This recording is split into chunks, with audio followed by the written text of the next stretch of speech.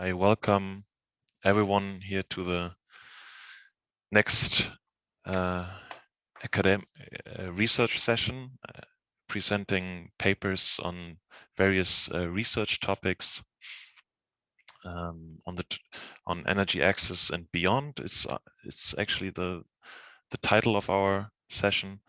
I welcome George, Flo, Nyla, and Fabienne. Very much welcome. I think we are like 11 participants. It's 2 o'clock. Let's start. Actually, first of all, let me briefly introduce you, and then I will ask Nyla to start. Maximilian, you're also there, right? Yeah, welcome. So actually, we have a very diverse panel, or like list of presenters.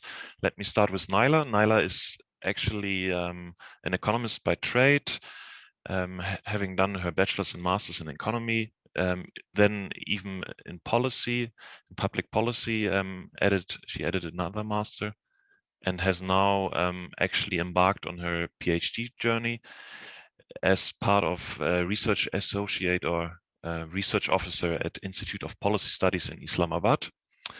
And she's looking specifically at a decentralized renewable energy supply in Pakistan and how distributed generation can be actually further fostered.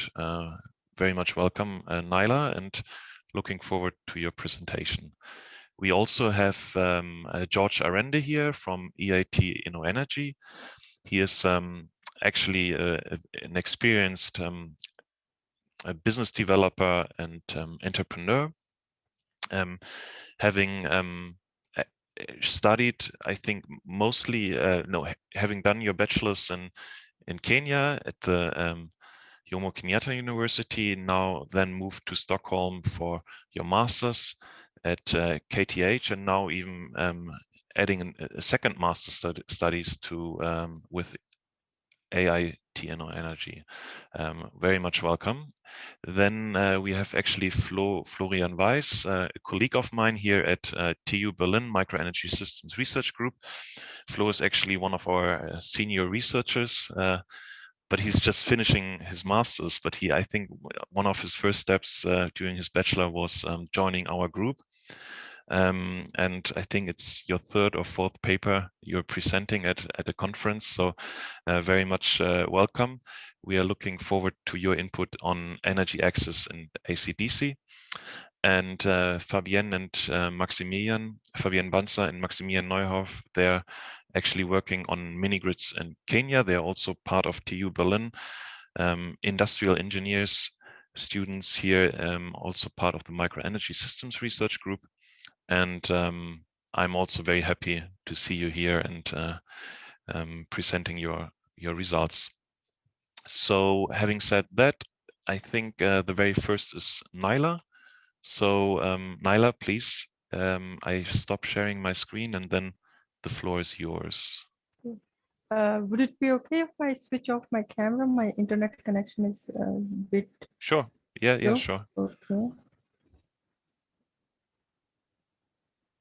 Let's see.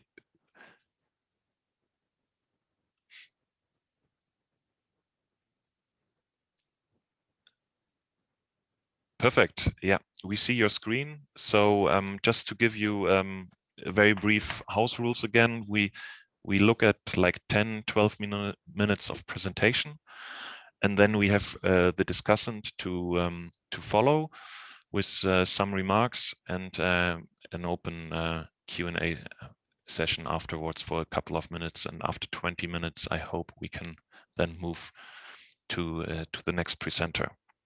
Please. Okay, thank you very much. And so the topic of my presentation today is distributed generation in Pakistan and understanding the barriers in the existing socio-technical regime. So as we know that global problems such as climate change has initiated a drive toward renewable energy transition, and Pakistan in the context is the fifth most vulnerable country to climate change. So for us, it is a priority area for the government to decarbonize the power sector. But if we look at the existing share of renewable energy in the generation mix, it is quite low. That is only 2.4% of the total generation mix. So in a bid to promote renewable energy, the government issued net metering regulations in 2015, and this allowed for on-site solar and wind generation to all category type of consumers. But to 5 years on, if we look at the overall installed capacity of distributed generation, it is quite insignificant. In this slide, we show two graphs. The graph above shows the year-wise distributed generation growth in Pakistan, and the graph below shows the utility-wise growth of distributed generation. In Pakistan, there are like 11 utilities, 10 are state-owned, one is private. And so if you look here, by the end of 2020, the total installed capacity reached only 141 megawatts. This is like less than 1% of the total generation mix. And then if we compare it with peer regional countries such as India or Vietnam, for instance, India issued net metering regulations in 2013, and today their cumulative installed capacity has exceeded 5 gigawatts, and in Vietnam issued it in 2018, and their installed capacity has like exceeded something more than 8 gigawatts. So this in Pakistan, the growth is particularly slow. And then if we look at the utility-wise growth, more than 70% of the growth is dominated by these three utilities. And then we have some utilities which have barely embraced distributed generation. And if we have a look, have a closer look, this is the map of Pakistan. And you can see here the boundaries of different distribution companies in the country. So as I showed earlier, this ISCO, LESCO, and then K Electric, they are like dominating the distributed generation growth. And then we have certain big utilities with very strong solar radiation, such as KESCO, SEPCO, HESCO, TESCO. But if you look at the distributed generation in these utilities, it is quite, you can say they have not yet embraced it. And also, if you look at this table, the first column here shows all the utilities in Pakistan. Then the second column shows the total number of connections under each utility. The third column here shows the distributed generation licenses or systems so far installed. So by the end of 2020, we have only 8,006 distributed generation system. And although distributed generation allowed for both on-site solar and wind generation, so far we have only solar installations under it. And this last column shows installed capacity in megawatts in each utility. So based on this twofold problem statement, on one hand, the slow and insignificant growth of distributed generation, and on the other hand, the uneven growth. The objective of this study was to identify factors responsible for this slow growth and to probe institutional inertia that might be restricting the growth. And before we look at the methodology of this study, it is important to understand who are the core actors in the socio-technical distributed generation regime of Pakistan. So here at the top, we have the regulator, which has issued the regulations, and then by law, these utilities are complied to implement it and connect the prosumers, which prosumers, I will be using the term prosumers interchangeably with distributed generators in this presentation.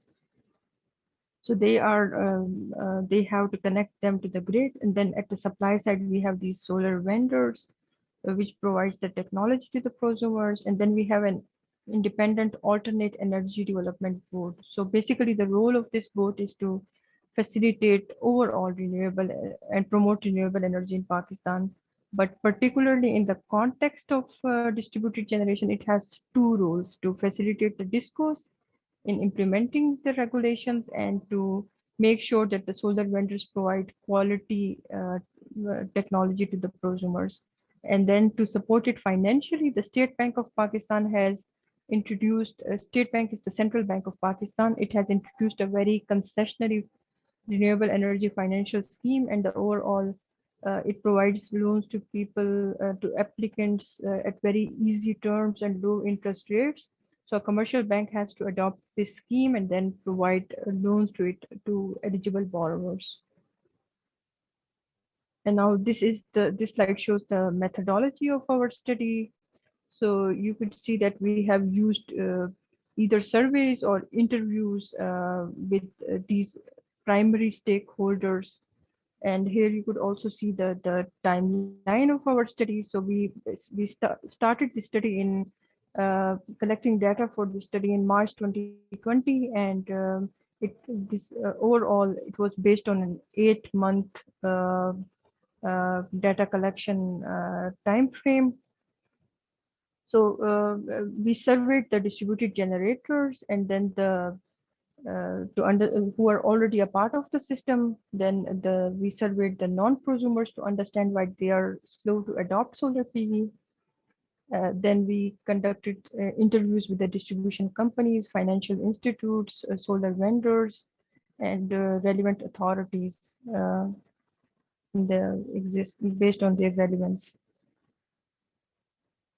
So just a quick overview of the findings of the study. We came to know that currently the inertia in distribution companies was a dominant barrier to distributed generation uptake in Pakistan. And we know utilities globally are hesitant to adopt or promote distributed generation, but based on our interactions with the utilities in Pakistan, we scope these challenges. So you can see here, as a first step, using bulk customers and potential revenue losses was indicated a key concern at the moment in majority utilities. In addition to this, the technical concerns and integration challenges over time were also cited as a key concern. The utilities feared that with potential uptake of distributed generation, the existing grid could not support it and it might cause stability challenges. And it is also important to highlight here that Pakistan does not have smart metering. So then moving ahead, the increase in administrative cost and higher transaction cost due to inspection of site visits and processing of applications was highlighted another challenge. And then majority discos who have not yet properly embraced distribution company also said that currently they lack the basic know-how and trained human resource which could effectively handle net metering. And then if we look here, the surplus energy, this in Pakistan till 2015 was an energy deficit country and was facing chronic power shortfalls. But now under one of the largest foreign investment projects in the country called China-Pakistan Economic Corridor, in the past 5 years, around 15 gigawatts of capacity has been installed in the country. And so all of a sudden, the switch from energy deficit to energy surplus has also, I mean, it is also one of the factors why the distribution companies are reluctant and they feel less compliant to promote distributed generation, because according to them, it makes less sense now as they have already surplus energy. And then how do they translate these challenges or discourage distributed generation in Pakistan is by interconnection phase, because they are the one responsible for processing the applications. So according to our distributed generators survey, it came into our knowledge that the full process, right from filing the application process till getting the license was quite cumbersome, challenging, and time taking. So we identified several challenges at the interconnection phase, which included absence of online portal, delay in site visits, overall delay in issuance of licenses. And I have also highlighted here some numbers from our survey. So as you could see, 91% of the respondents indicated that the application overall was quite cumbersome. 51% said that they faced different kind of challenges during the process. And 44% said that they got their licenses in time frame exceeding 3 months. In context of this, the time frame as laid out by the regulator is something like from 1 month to 3 months. So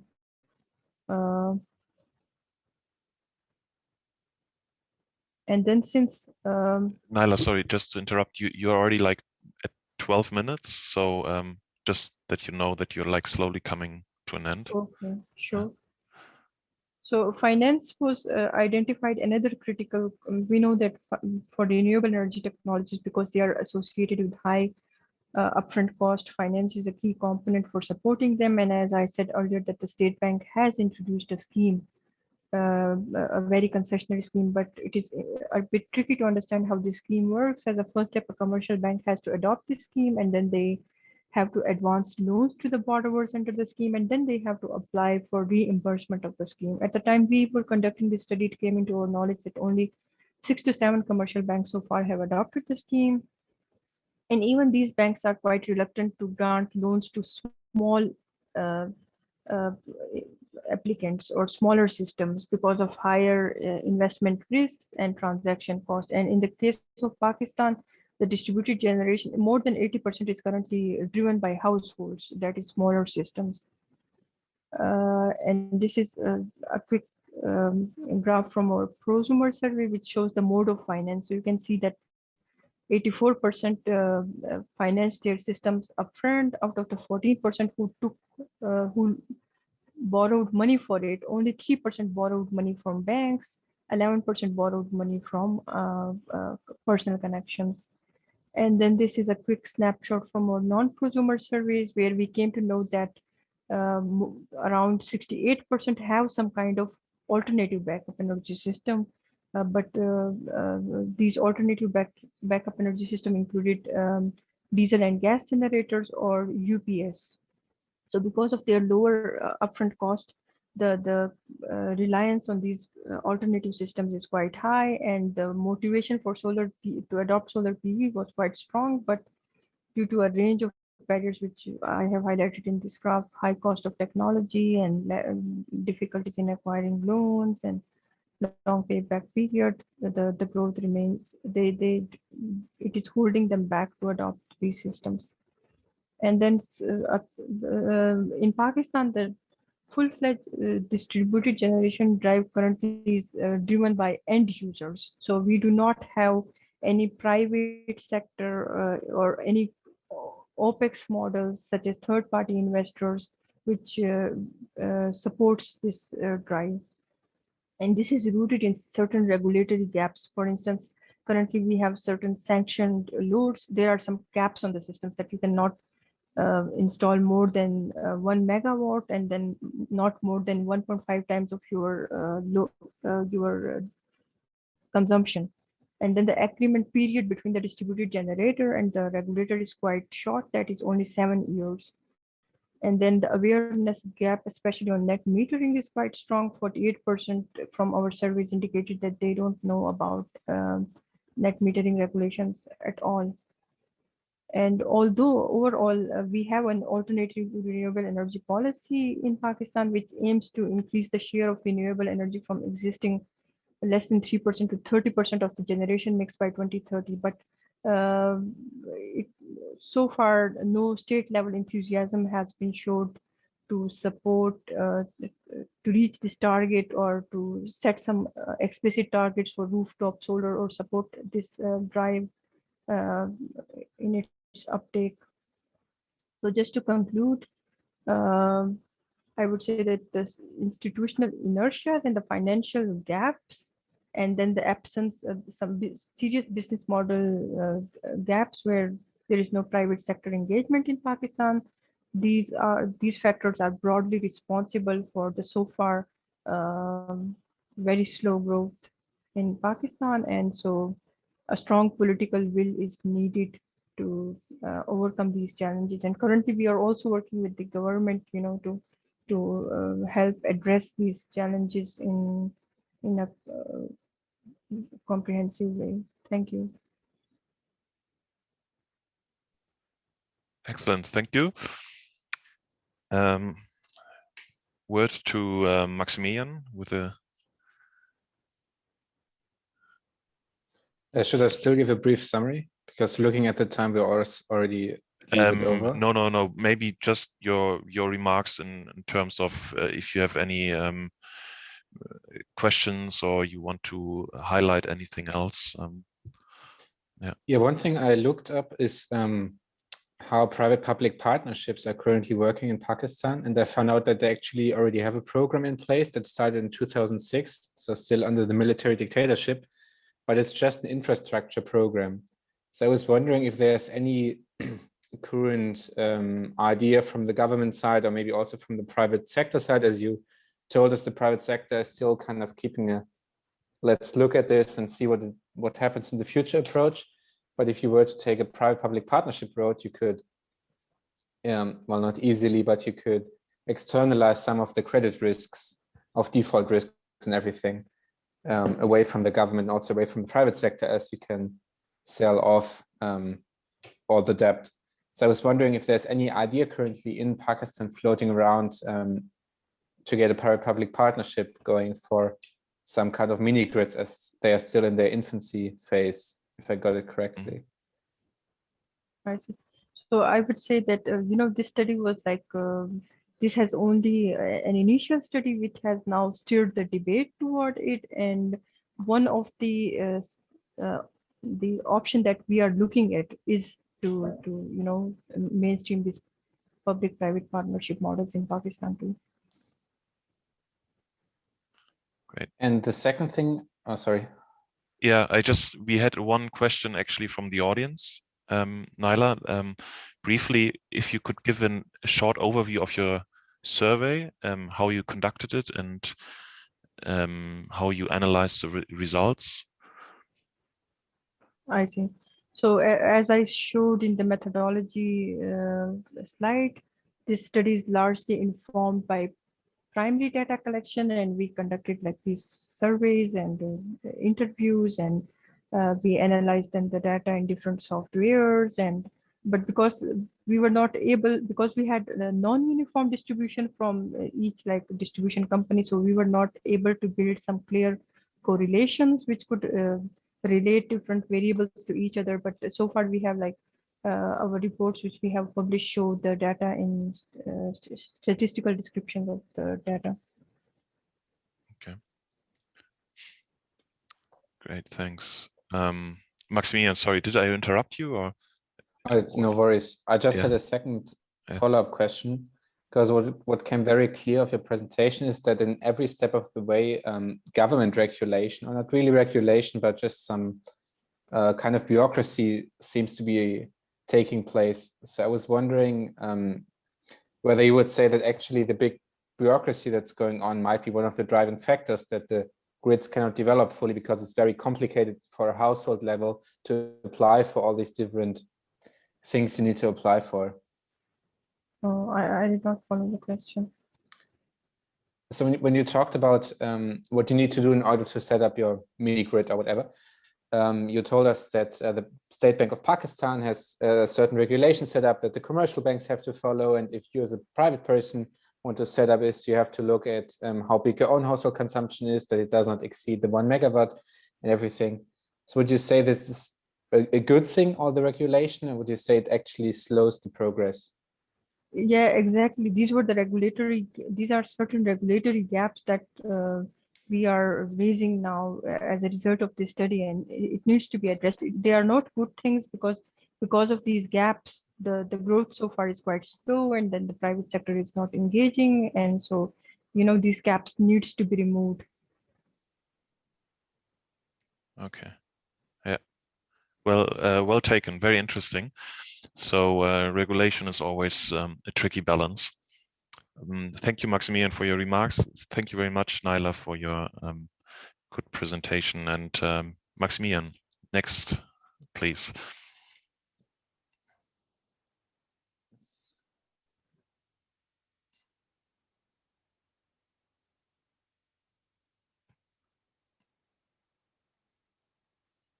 Okay.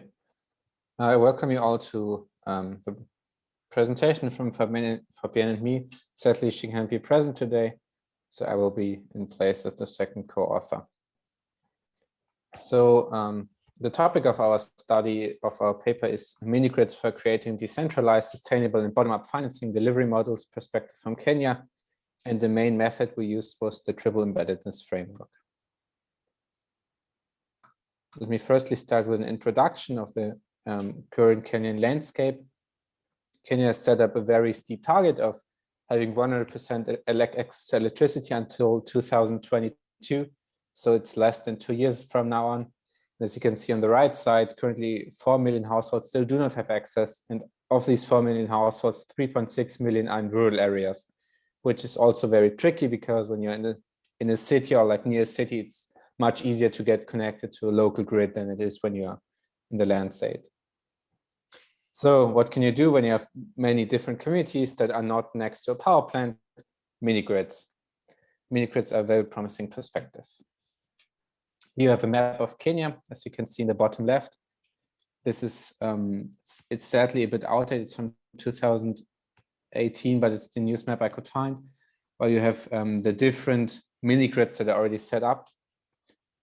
And as you can see, you have, my marker does not work.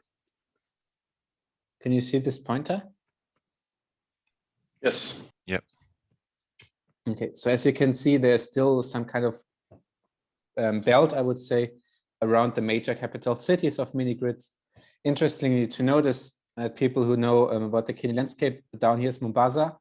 Mombasa doesn't have any microgrids because Mombasa has 3 big power plants. They are heavy oil power plants and they supply the whole region with energy. So they do not need these kind of mini grids. There's like a big grid. Yeah.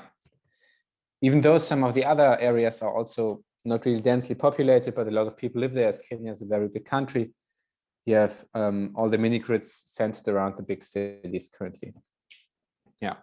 And the Kenyan government is actually very technocratic. So they are working towards building many different mini grids together with private companies and also the rural governments.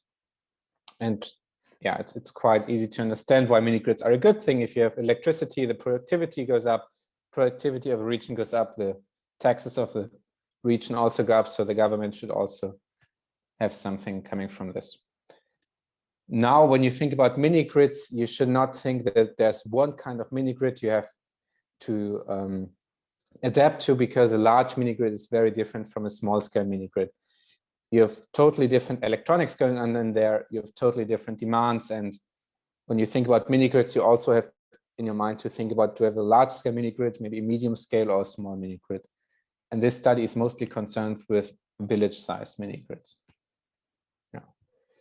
So now when we come to the village size mini grids, the problem is that the government doesn't really have a big incentive structure to get a mini grid going in the village, because, well, a village is defined of not consisting of many people and also not people living in a closed space together. And if you do not have many people, you do not have a lot of specialization. If you don't have specialization, you don't have a high economic output. So you need private sectors or some kind of development banks to get electricity going. So, and here are the big challenges. Of course, as is in every country in the world, regulatory issues and tariff structures are always a big challenge. Then the problem is that you don't have a high demand, and also the demand changes throughout the day a lot. So you have to have a very strong grid that it can survive all the different voltages. And many other problems, that you have high payment default rates because they don't have a strong currency, and the work also is not very stable. So if you cannot pay back your loan for your solar system and you default, there's nobody to pick you up.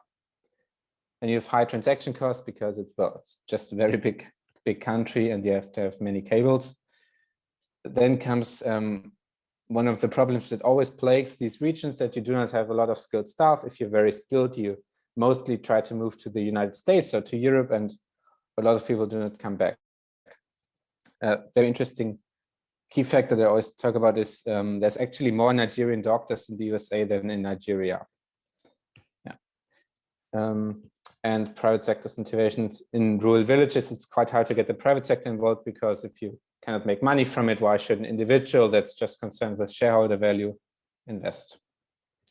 So here are 3 big questions. Why is private sector investment required for the diffusion of mini grids, and what role does the private sector play? Secondly, what limits private sector investments in mini grids, and how could private-public partnerships help overcome these struggles? And thirdly, and lastly, which economic and socio-political environment do private mini projects need in order to be successful in the long term, and how can this be positively influenced by advancing operating and management models for the private sector and supporting framework conditions by the political and regulatory environment? That's quite a big one. If I break it down a little bit, the question is, well, of the 2 different dimensions, economic, socio-political environment, and what do you need to bring together in order to set up long-lasting mini grids? And then you think about, okay, how do you then manage the mini grids if you want them to stay longer than just you build it and then you leave again, the mini grids break down, and then you look at the different frameworks. So yeah, then the question is, okay, how do you analyze this? We have the triple embeddedness framework. So it's a brilliant framework, and I will talk about this a little bit later on, just so you can have a look of this. Was done by Giles in 2014, has been used many times by development economists. So it's actually very interesting. Might be a bit hard to fathom in the first time you see it, because it's 3-dimensional on a 2-dimensional screen, which is always a bit tricky. But if you look through it, in the middle you have the industry, and the industry is embedded in all these different dimensions. That's why it's called triple embeddedness framework. And when you can see that there are these ellipses, and you have the 3 very, very important tasks. And I will talk about this a little bit down the road. And then the TU Berlin Whiplash tool developed the quadruple embeddedness framework, which makes the thing perform some kind of time-wise transformation. So you have 3 different timestamps. You have T0, which is where we are now, and you have T-1, where we were in the past, and T+1 or T1, where we will be in the future. So it adds the dynamic transformation of the system, because it would be very weird to just look at a system when you do a slice in time and say, okay, this is how we can set up. You also need to look at how in the future it might look and play out. Here's a little timeline of mini grid in Kenya. Actually, Kenya is extremely fast in Africa from the mini grid side of things. They installed the first mini grid because of a copper mine operation. It was done by British settlers, and they did not have enough electricity going on at the moment. So an engineer sat down and built his first mini grid where they just burned a lot of oil. It's very, very interesting. Anyways, in the 1980s, the first real mini grids were installed, and not just for mining operations in rural areas under the Rural Electrification program. Then after some regime changes, there was a Kenyan master plan. It was called the REMP, Rural Electrification Master Plan, in 1997. But then a little bit down the road, a couple of years later, this master plan was changed to off-grid electrification, which is very good because you empower the people, you get a bottom-up approach, and it's not, we try to do it top-down from the government side of things, but we let the people rule their own electricity. Yeah. In 2011, there was a great contribution from renewable energies and mini grids, which then is very interesting when you consider the fourth perspective of getting it all in a dynamic dimension, because most of the mini grids in Kenya are tried to be done by solar energy, actually. Yeah, and in 2017, Kenya Off-Grid Solar Access project called COSAP started, and now we're in 2021 and everything's going quite well. Yeah. My slide broke down. Can you still see it? Yes. Okay.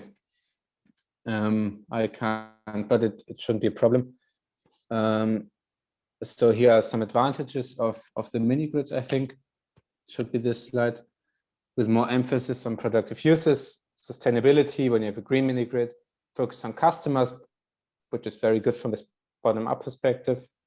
And also most of the consumers become prosumers. Yeah, and some other topics, but because of time, I think I should go on. Very interesting is that the total generation in private mini grids reached this critical 500 kilowatt in 2016, which is very cool because it's mostly solar powered, like over 80%. Yeah, now we come to the three dimensions of the framework. Firstly, we have the industry regime, which was on top when you think back about the thing done by Gales. Firstly, we have the mission. We have to balance three different aspects. It's the social, economic, and ecological value of our analyzed good. Secondly, we have the knowledge.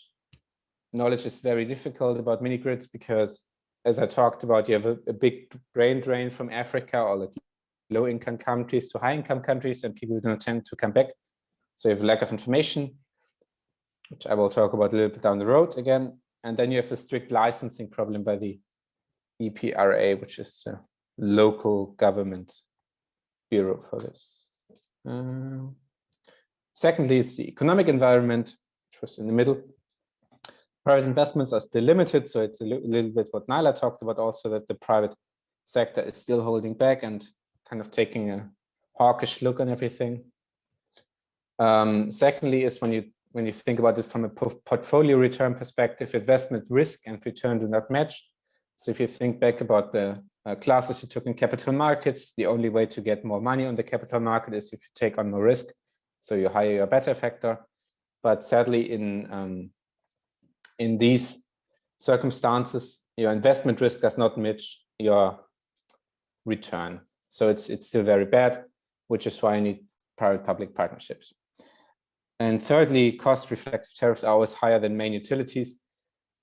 This has to do with a lot of different factors, and it's also very bad because you try to set up a good price so that your energy is priced in. Very difficult. And lastly, so this is last of the normal embeddedness dimension, socially political environment. The mini grids are still a little bit underrepresented in national energy planning because most productivity comes from the big cities. The big cities do not have private mini grids, they have normal grids, so to speak. Then you have uncertainty about grid extension plans because, as we know, the political situation might not be as stable down the road. So you do not know if maybe the current government sets up this very good plan, and when you try to roll out the plan, you do some private investing, and then another government takes over and they are like, okay, let's scrap this. And yeah, you might be stuck with a couple of big losses. And then you also have the subsidy policy, which is something we're currently working on. Okay, so now from the outlook, what we are trying to work out as mini grids in the fourth, so the temporal dimension and also the chance to succeed. And yeah, discussion points, if my discussant doesn't have any, I also wrote down two. The first one is information disparity between institutions, development banks and private companies, which would be very interesting as this is one of the main drivers why you should go for private-public partnerships when the different bodies that are concerned do not have the same level of information. Private-public partnerships, at least in Germany, actually worked quite okay. Yeah, and then another discussion would be private-public partnerships in general concerning building up mini grids. Thank you for your attention. Yeah, thank you, Maximilian. I pass the word to George for some comments from your side. Yes, thanks a lot, everyone. Good afternoon. So I'm very interested on this topic. First, because I'm from Kenya originally, so I have a lot of interest in this paper that you guys have been writing. So to start with, I also went through the abstract, and a couple of things I noticed, which of course, you got them from somewhere, but realistically, being from the region, they don't make so much sense. For example, 100% access to electricity by 2022. That's it's not going to get anywhere close to that. And then when it comes to electricity access, you talk of around 3.6 million households. So to some extent that could be true. I think that those figures, they kind of make sense if you consider the total population. Kenya has a population of around 52.57 million. So in terms of households, the ones without electricity, that kind of, you can correlate that. But a couple of things really caught my attention. So you talked of regulatory issues, and I tried to listen, and it was not very clear for me which ones you mentioned, and also tariff structures. This is from what perspectives did your finding talk on this, or how did your findings look onto this topic? Because essentially, from what I know, coming from there, is that most people don't want to consume electricity from the grid, from KPLC, because it's poorly managed.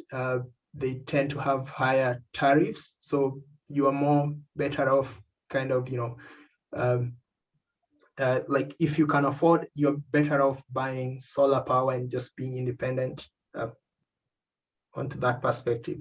So I mean, we can talk about those. Then of course I'll mention a few things so that we don't get mixed up with all the points. Okay, there was a lot of you. Let me try to break it down for.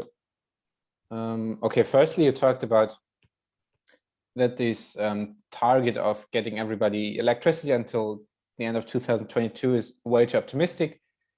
I personally tend to agree. It's just something we wrote up because the Kenyan government posted this, and they were like, okay, this is our goal. We'll try to get electricity down the target. But because you are from Kenya, you probably know this a lot better.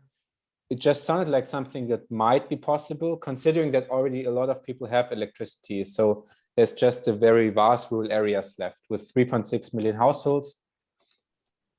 But yeah, of course, I mean, not even in Germany, we have 100% electricity or internet everywhere. So yeah, this might be a bit too catchy. I agree on that. Secondly, what you talked about was the grid perspective in general, that the population doesn't want to get, if they are able to choose, doesn't want to get the electricity from the main grid, because the main grid is firstly unstable. It's very, very expensive considering what you actually put into it. And when you try to, it breaks down all the time. So it's poorly maintained. So you would rather just go onto Jamaica and order a little solar system for yourself. Exactly. Yeah. Okay. So this makes total sense. And then if you think about the economic perspective, if a lot of people try to do this, you can get some economies of scale going. So if you invest in a bigger solar system for your whole village, you can get a small mini grid going, and then you do not have to be so specialized yourself, and you have maybe one person per village who's specialized in repairing the cables or something. But yeah, problem is that the bigger solar systems actually get quite expensive. So the smaller ones cost like $200, and you can set them up. It's all good. You maybe also get a TV or a fan with it. So yeah, you have the economies of scale. And then the regulatory issue is something we are currently working on. So we do not have any findings yet, because it seems to be a lot of law concerning this. And I'm not a lawyer, and neither is anybody we are working with. And it's very hard for us to understand all the different regulators going into this, apart from some papers that wrote about this, right? Yeah. So there was just one talk we heard about where they were talking about the tariff structure, and that the government does not really want people trying to get the energy from the mini grids, because they have their own grid, and you would rather have people consuming energy from this grid, which seems to be kind of weird concerning that they actually try to invest in mini grids. So there seem to be different powers going on. The government, some people are like, okay, let's empower it and get the mini grids going, and others are like, we have a good national grid, let's try to get it rolling. So yeah, so it does not seem to be a homogenic approach from the government, from what we analyzed. Yeah, just to add to that, I think what I think is more correct is there's a lot of private sector influence that I agree, because they've really made a lot of advances in that sector. So I would say majority of the effort is due to distributed PVs from private sector, and they're then very small scale mini grids, not just like pico devices and solar home systems. Those are the ones that have really made a major contribution. But when it comes to the government, they don't do that much. So and that brings me to my second question that I wanted to ask you. You talked of institutionalized subsidy, and I was just keen from your findings, who pays for this? Because as far as I'm concerned, you talked of governments making contributions, but they rarely do this. It's normally funded by development corporation or something like that. Thank you, George. Maximilian, try to keep it short. We have to move on. So a quick, precise, and universal answer would be appreciated. Okay, this is my specialty. Some magic here, yes. Okay, so what I wanted to say with this was that so governments, from example, the US government funds the World Bank, and European governments, they try to get a lot of money going into this system through the development banks, which are partly state-owned, and you have these big infrastructure programs. So we as taxpayers pay for this. I think, Maximilian, may I add here that the question was, I think, very more specifically to Kenya, right? And to see in what context Kenya, and especially mini grids in Kenya, look at subsidies. Yeah,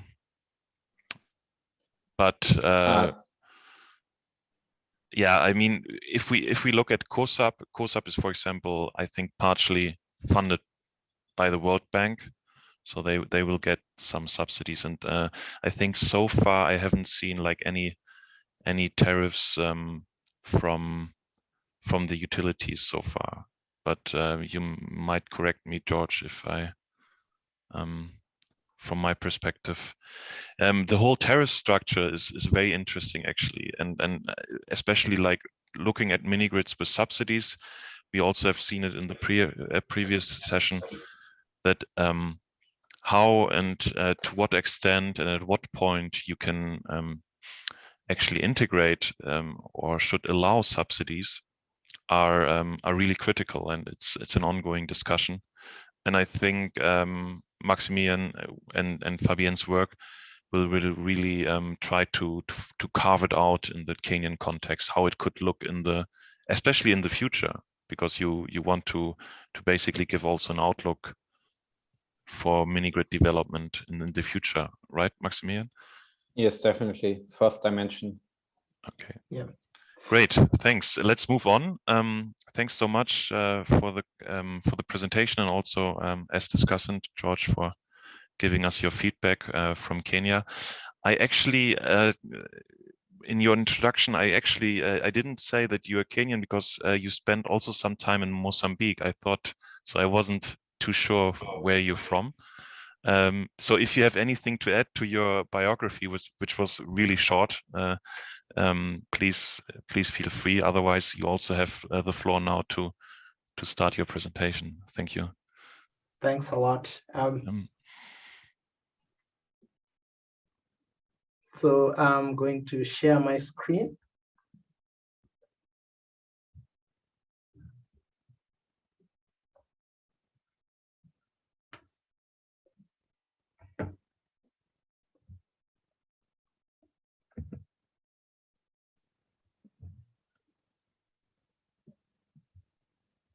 Just a minute. Okay. Yeah, we don't see it yet. Can you see it now? I'm not seeing it. No. Yes. No. Yes. Okay. Great. Just quickly again from the timing. It's now 10:03, so we have, I think, well, 20 minutes for you. Like if you can try like 12, 14 minutes for your presentation would be awesome too. Okay. So as you've already been told, my name is Georg Arende, and my colleague Sophia is also on the call, and we are from InnoEnergy, specifically from smart grids and energy storage thematic field. May I just briefly intervene? Maybe you can change your display settings right now, because we're now seeing the presenter mode, and then your slides would be more readable. If you just press on presenting again, there is a button on top. If not, it's totally fine. We can read your slides, but you would just use half of the screen. Sorry. No worries. Yeah, that's perfect. Thank you so much. Okay. Sorry. I just have to change the way I share it. I think so. Just a moment.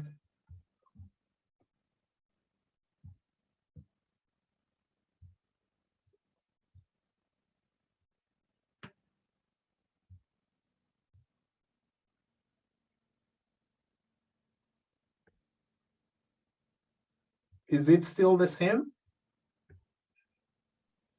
It's not shared yet. Not yet. Or not presented.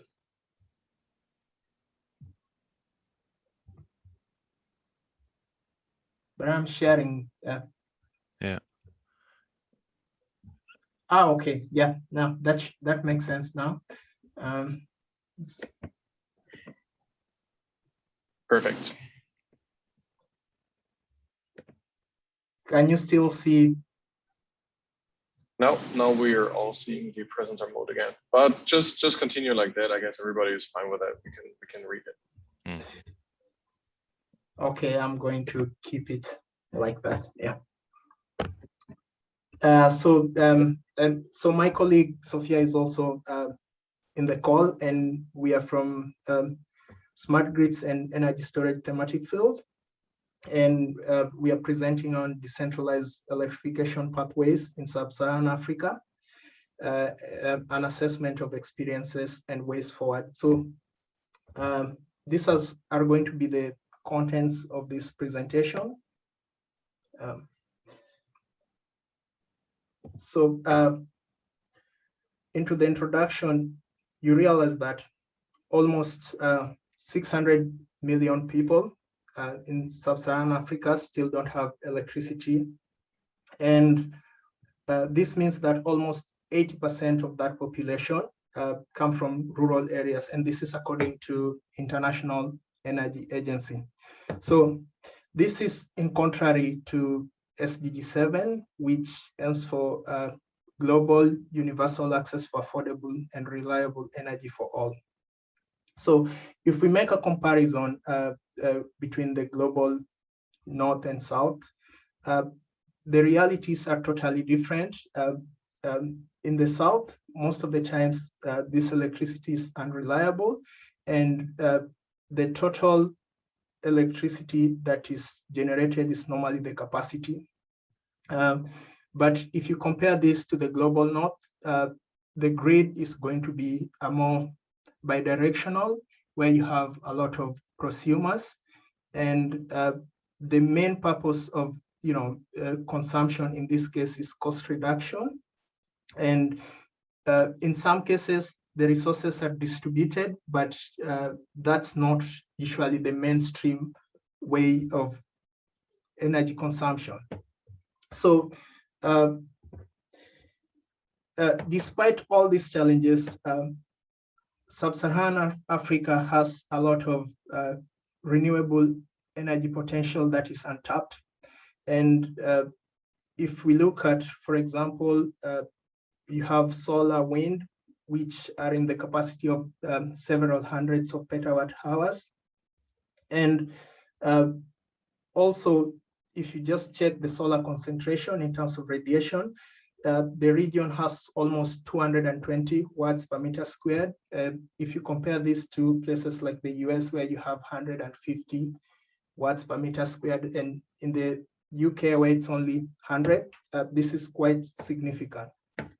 So why are we doing this? What's the aim? So the aim of doing this is to analyze the technical and socioeconomic obstacles, to look into the technological pathways, and from that, we'll be able to drive some conclusions and some frameworks. And the method we are using to get here is just more of a comparative analysis approach. So looking into the obstacles, you have market willingness to pay, which is normally very low. And the reason why you have this is because most people, they default on payments, so that's already a problem. Then you have low uptake, and you notice that even if the electricity passes very close to people's homes, they just feel that they should not connect to it. And this is because they have no information of why it's important to them, no proven economical model. And the reason for this is because the new models are the current models are very new, and it's not guaranteed if it's going to be profitable or not. Then you have diminishing utilities, and what this means is that it's not economical at all to connect an additional household, so it results into a loss for the utility. Technical obstacles, you have high rural connection costs. You realize that most countries in Sub-Saharan Africa are quite big geographically. Households don't mean minimum building connection costs and connection standards, and that's because when they build from the beginning, they don't have electrification in mind. They just build without thinking about that. And then dysfunctional and poor states of existing infrastructure. This means that the infrastructure is obsolete, and it doesn't take into account the current trends like digitalization. So financial obstacles, you have lack of capital. It costs a lot of money to build electrification infrastructure, and most institutions in Sub-Saharan Africa don't have that type of capital. Transaction costs for managing small loans. This is especially for the commercial banks. It costs them more to administer small loans, which are in the range of $50 to $200 than what they would earn from it. High capex is because most of the infrastructure has to be imported, and that just drives the cost higher. And then reliance on piecemeal interventions is where, when they create solutions or fix for problems, it's not built for the long run. On the regulatory obstacles, political manipulations of prices. This happens especially when during elections, where you are not in control of the prices that you sell your electricity for as a private company. And if you look onto this image on the right, lack of technical specifications or standards, it's very difficult to compete in such a market where everyone can just do whatever they feel like. So for example, this is someone selling solar PVs. If you want to run a proper business, you can't compete with that type of infrastructure. Then lack of lab facilities. It means that you can just import anything, and whether it's substandard or poor quality, it would still be accepted. To the drivers first, it's the stakeholders, and this is mainly development corporations and NGOs. A good example is Power Africa, and it's supported by USAID and and SIDA, which is the Swedish corporation. This is a project where they've been able to mobilize almost $9 billion. Then you have NGOs. A good example is Lighting Africa, and through that project, they've been able to catalyze a lot of developments in the renewable energy sector. On the technological drivers, it's falling PV prices. You notice that PV prices have fallen by almost 77% between 2010 and 2018. Then you have mobile money through USSD, and this is just a mobile data service that really works well in areas with low connections or poor networks. Unreliable electricity supplies, as you talked about them earlier in the previous discussion, there's a lot of load shedding and power blackouts. Then high electricity tariffs simply means that it's cheaper to have your own standalone PV than to connect to the grid. To the financial drivers, you have pay as you go, and this has enabled consumers to pay in installments. It has also incorporated data analytics into the business, which is an additive. Blended finance as an investment instrument just combines concessional investors and commercial investors. And the good thing about it is that it attracts other funds such as insurance funds and pension funds by de-risking the investments. And it's projected that through this blended financing, it should be able to kind of fill the gap in terms of investments to a turn of $2.5 trillion US per year. Lastly, here you have climate finance, and this is just finance from OECD to non-OECDs, and it's part of the UNFCCC goal, where developed countries try to reach a goal of raising 100 billion euros per year to help developing countries fight climate change. And lastly, on the drivers, you have specific purpose infrastructure. And these are things like schools, hospitals. You realize that electricity sometimes is distributed in some areas when this type of infrastructure is developed. So now I look into the technological pathways, the technologies. So first is mini grids, which, as we discussed earlier, they've really played a very vital role in electrification in Sub-Saharan Africa. And it's estimated that 40 million per 315 million people will get electrification through mini grids by 2040. It's a working model, has been tested in many countries, some of them Nigeria, Ethiopia, and Kenya. And the aim is that by 2030, probably the levelized cost of energy for mini grids should reduce from current 0.55 to 0.20.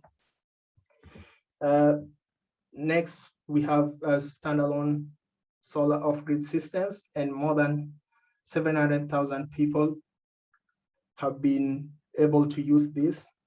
And some of them comes in the form of pulse or pulse appliances, such as irrigation pumps or graining mills. And the main reason why this is happening is that their cost is almost $15 per month, as opposed to the consumption from the grid, which would cost $70 per month. So onto the tools, we identified 3 tools from our perspectives. And the 3 tools are very specific. One is on the regulatory side. Another one is on the investments, and the last one is on the planning. So RESE is for regulations. It helps in mapping frameworks and regulations for the future. Onset has been used by countries to generate investment scenarios. And osmosis is used for long-term planning. If you want to replace, for example, hydro with solar, you can use osmosis for that. And to the right, what this figure shows is how Onset has been used in Kenya, for example, and you can see there that how the investments have been done. So on to the business approaches. First, you could have a financer. George, just excuse me. We are now 15 minutes, so if you're slowly coming to an end, would be appreciated. Thanks. Yes. So the financiers, they provide capitals for scaling electrifications. Manufacturers, they produce the components, and we have a couple of companies here that serve as an example. So I'm just going to wrap up since we don't have so much time.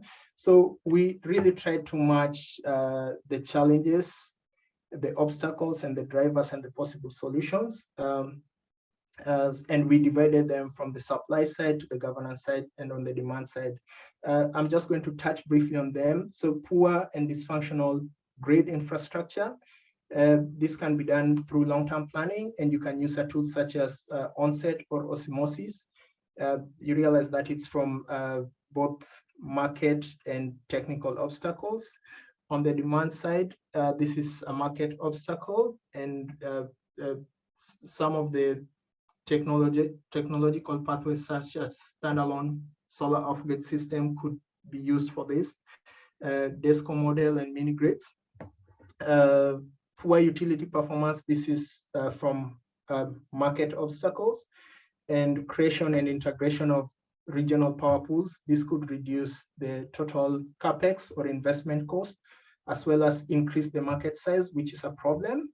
Then on the governance side, use and monitor planning tools such as osmosis or RESE could be really helpful. So that's it from me.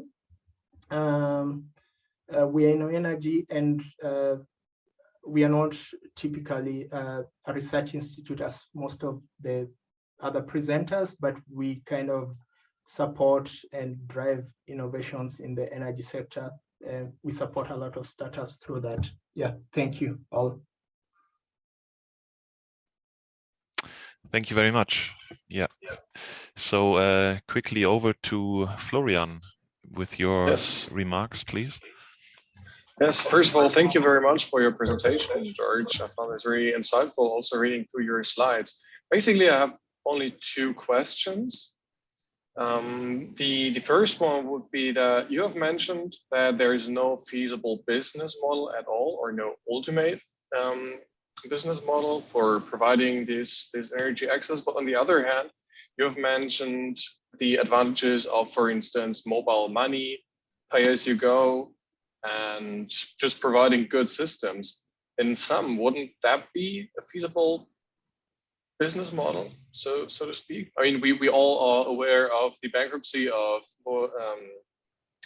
Mobisol and Solacures, etc. So there seems to be, or there seem to be at least some issues, but at some there are some players actually in the field that are exactly doing this or having this business model. Just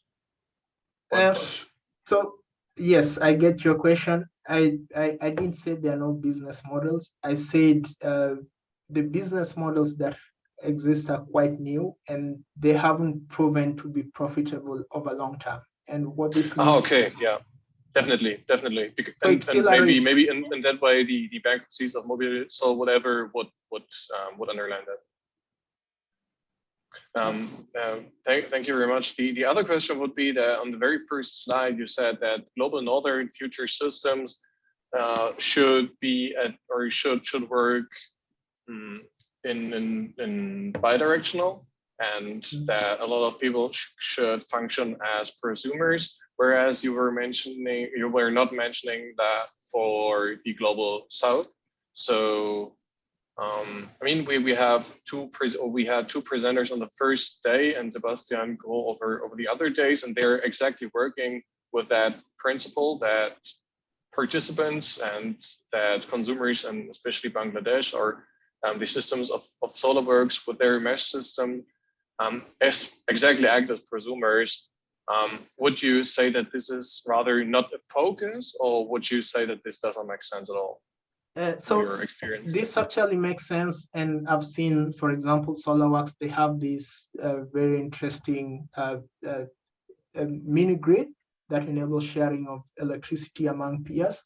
But this is not the focus. You know, the focus in the global south right now is to at least achieve electrification, while in the south, people already have electrification. So what the reason why they want to be use PVs and other decentralized form of electrification is just to reduce the cost and for self-consciousness. Does that answer your question? Yeah. Self-consumption. So I want to produce what I consume. That's the reason why somebody would install, you know, PV in the global north. It's good for the climate, and yeah.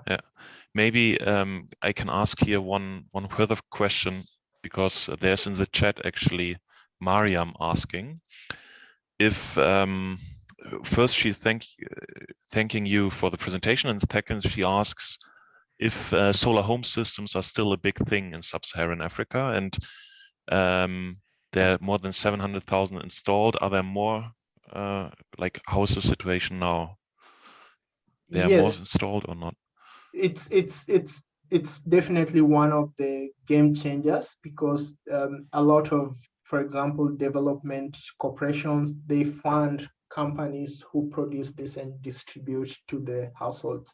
It's one of the ways in which you can reach the SDG 7 goals. So it's still a big thing up to now. Yeah. Yes. Cool. Great. Yes. So thank you very much again. Very interesting. I mean, there's still the chat for further questions, and we could pick them up later, but let's keep the time is running. So let's let us give the floor to Florian with his presentation, please.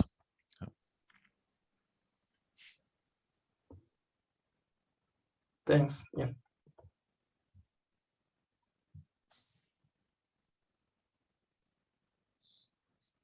All right. As far as I can see it, you can see the screen, and I'll start. First of all, thank you all for your endurance, staying at that late point of time at the conference. Unfortunately, I can take over some aspects that George made. So thank you in advance for that. And the goal of this presentation will be especially to hopefully provide you another approach or method how to approach your individual research questions in the future by introducing the system good analysis approach with the case study and the application to energy access and the question AC versus DC in particular. Over the presentation, I will introduce energy access as a so-called system good. We'll present the formal representations, how energy access can be achieved, or how the system good energy can be provided. We will analyze these organizational models afterwards with regards to the research question and conclude in the end. So first of all, what is a system good? Generally, a system good is defined as a good that consists of multiple partial services or goods. So this could be when we apply this to providing energy or electrification system and technologies as the, first of all, supply, the planning if needed, the transport to its final destination, installation, and further. So The system good energy access includes several and a set of services that need to be fulfilled and provided to achieve and provide successfully energy access. So how can we achieve and how can we analyze and compare organizational models right here? First of all, the purpose of developing these organizational models is that we want to compare two ways, two certain or multiple ways of providing this. And this has to be done on a certain theoretical basis. Afterwards, we can analyze it and finally evaluate it. Due to time issues, I will not go into detail right here and maybe explain this with the practical example right here. So when we're talking about how to provide energy access, there are, I will really simplify this for administrative purposes right now. There could be two basic approaches how to do this. This could be either be achieved through a rather top-down or central coordinated approach. Actually, the headlines are mixed up. So the organizational model top-down is a rather central and coordinated approach.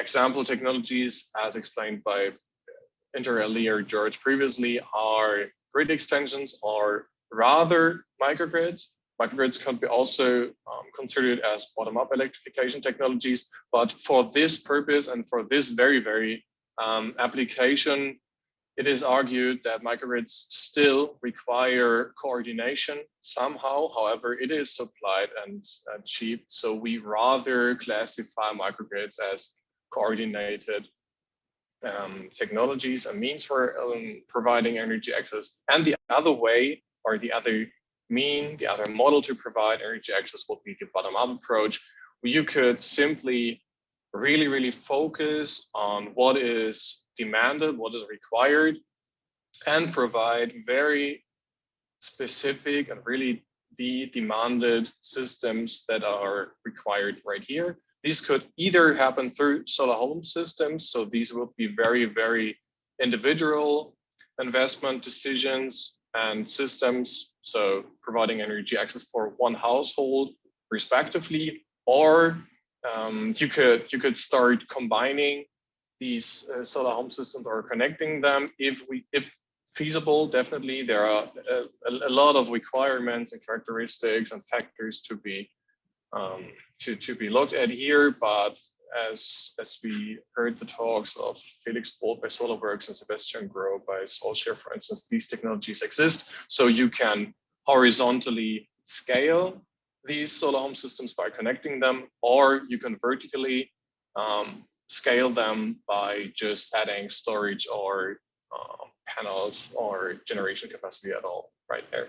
So we have rather coordinated supply versus the rather and very demand-oriented organically growing supply, a very decentral perspective.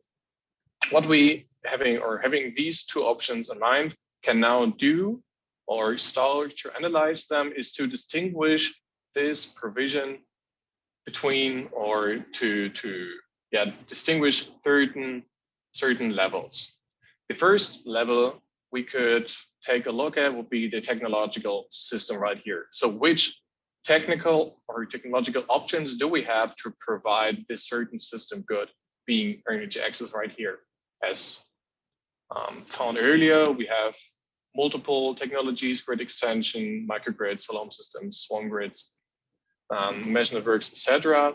And these have to be associated with these organizational models, which we have done already. So the first step would be first to analyze and find how the goods could be provided and which technologies exist.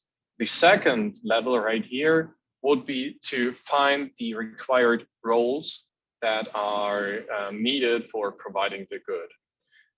Just some randomly picked roles right here would be the role of the financer, the system operator, the consumer, and the regulator.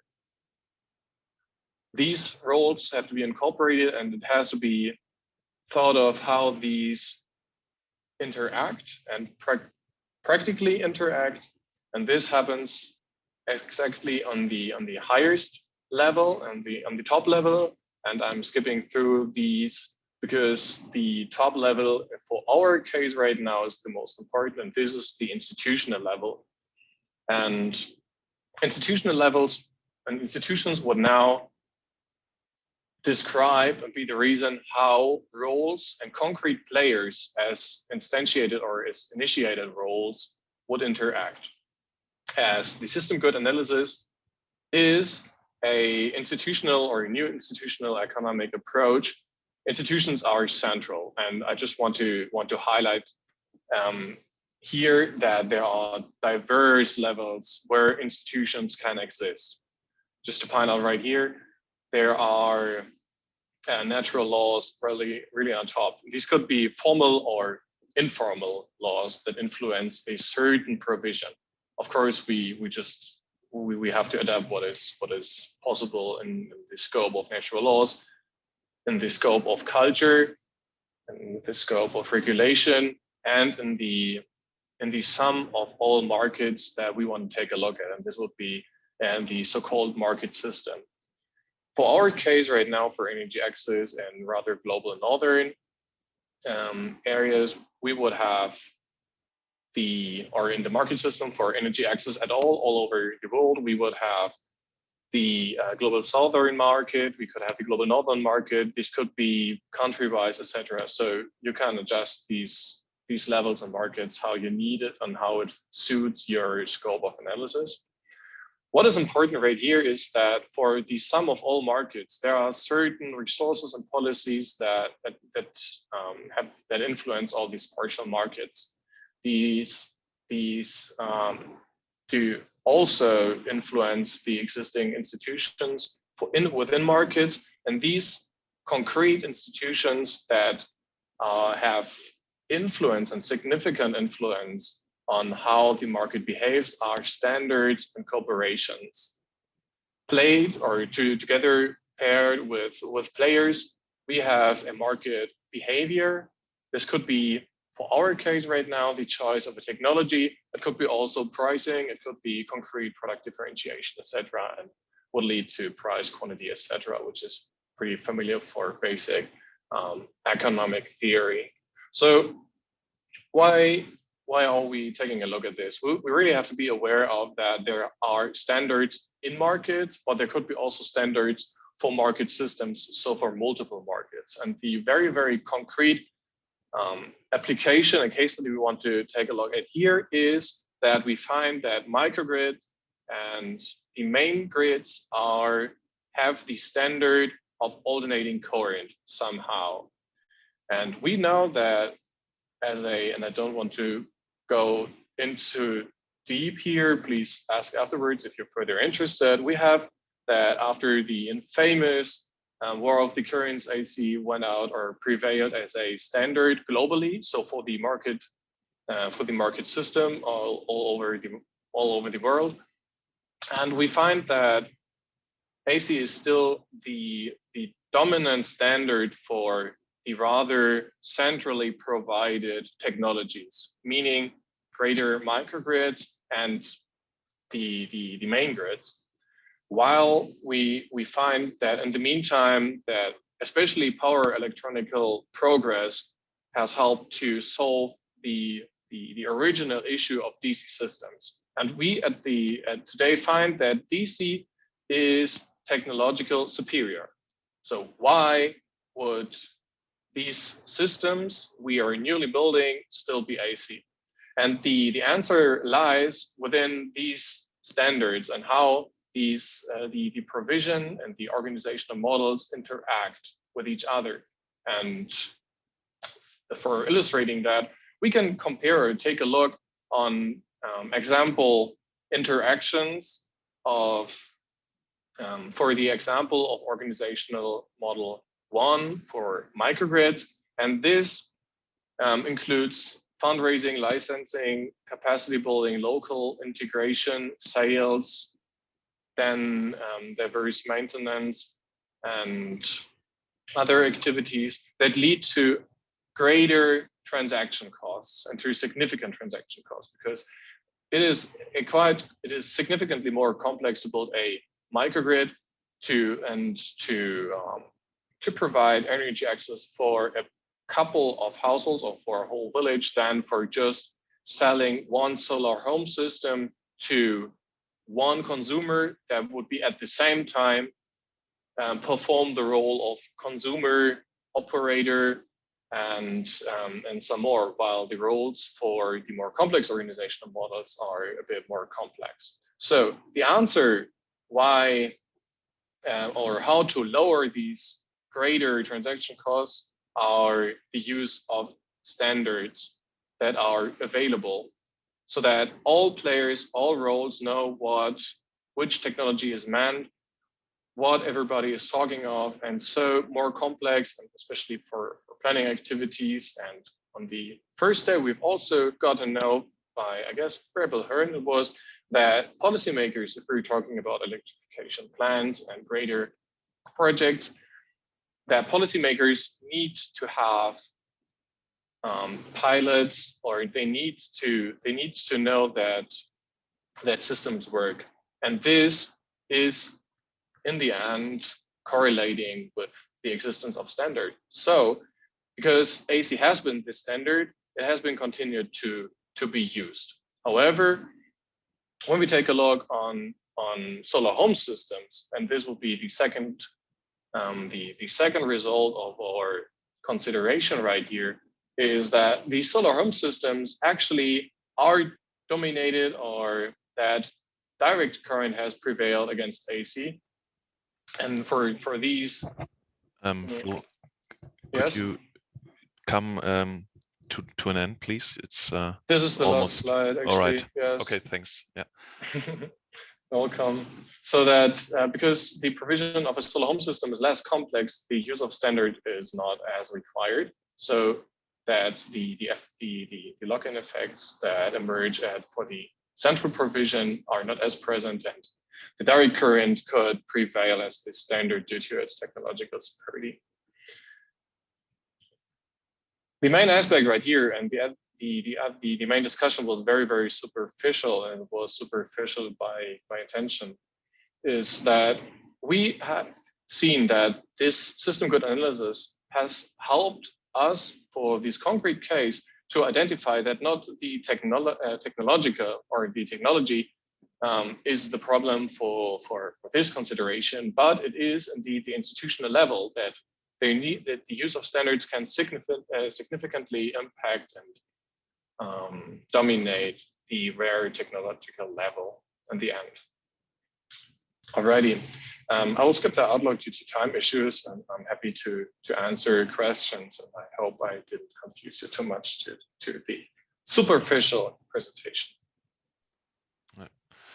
Well, anyway, Flo, thanks so much for keeping the time. We have 2 minutes before we go back to the main session with the last panel discussion of today. But maybe Naila, very briefly, your remarks on Flo's paper.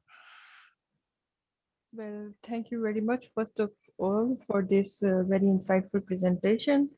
And I think this system level analysis, it sounds like a very useful academic contribution, providing an overarching framework for planning the energy system from a more holistic standpoint, especially the debate over energy access, as we know how to measure it, the relative merits of AC/DC is quite an overlooked discourse, especially in the global south. I had 2 very general questions. The first was, has this framework yet been applied to any case study? And the second, I would like to know, like, what motivated this study, like what were the methodological, you can say, gaps in the alternative frameworks at the time, and how this framework is like different from it? Yes, I guess I can briefly answer these questions. The first one is that yes, it has been applied several times.